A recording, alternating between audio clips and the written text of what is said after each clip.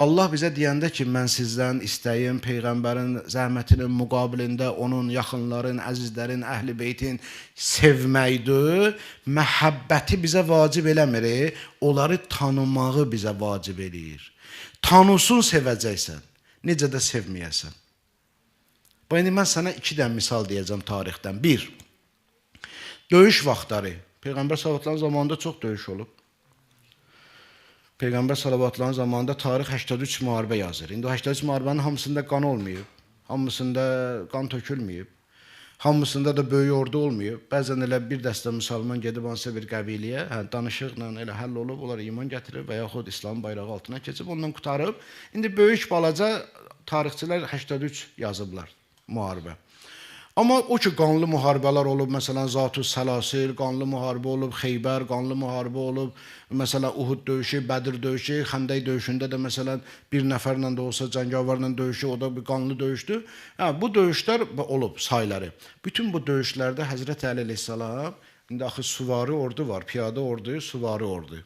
Süvari ordu da o zamanda çox böyük rol oynayırdı. İndi məsələn, kimin qabaqcıl dronları var, raketləri var, qırıcı təyyarələri var, daha qüdrətli ordu sayılırsa, yəni havadan müdafiə, hücum sistemi və yaxud müdafiə sistemi, indi hansında güclüdür, o daha qüdrətli ordu sayılırsa indiki zamanda, o zamanda kimin yaxşı, bacaracaqlı, istedadlı süvari ordusu vardı, o ordu güclü ordu sayılırdı. Yəni 1000 süvari ordu bəlkə də, yəni hazırlanmışdan söhbət gedir, bəlkə də 5000, 10.000 piyada orduya bərabər idi. İndi süvari ordu hazırlanıb, atlar seçilir. İndi yaxşı, döyüşçü nə istəyər?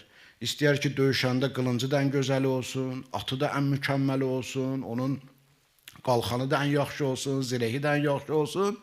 Gələrdi Həzrət Əleyhisselama növbə çatardı, ağa deyərdi ki, ən qaçışda belə ləng olan atı mənə verin, ən belə o, lori deyimi qoy, çəlimsizin mənə verin.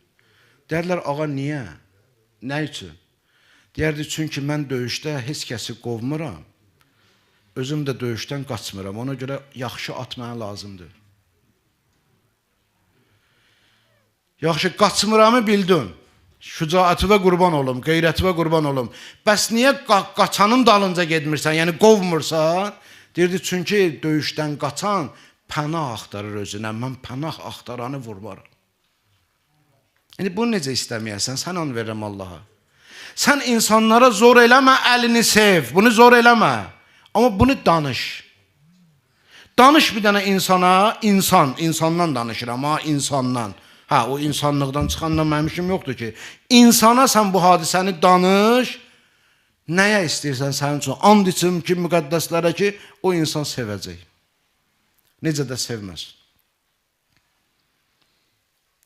Mənə döyüşdə ən belə o bacaracaqsız, ən belə yavaş gedən atı verin mənə. Bəzi çox vaxtı da qatıra minərdi, heç atı da minməzdi Həzrət Əli. Deyə gözü qatırın, özü də balacadır atdan, qaçışı da çox zəifdir. Ona görə çox vaxtı var, ərəbcə bəğil deyərlər qatıra. Deyər ki, Rakibül bəğil, Həzrət Əli bəğilə mindi, qatıra mindi, döyüşə getdi. Döyüşə gedəndə qatırla gedərdi. Niyə? Deyir, çünki mən qovmuram və qaçmıram, ona görə mənim ehtiyacım yoxdur buna. Bu insanı, istər-istəmə insanlar sevəcək də bunu. Bu gözəlliyi görsələr onu sevəcəklər.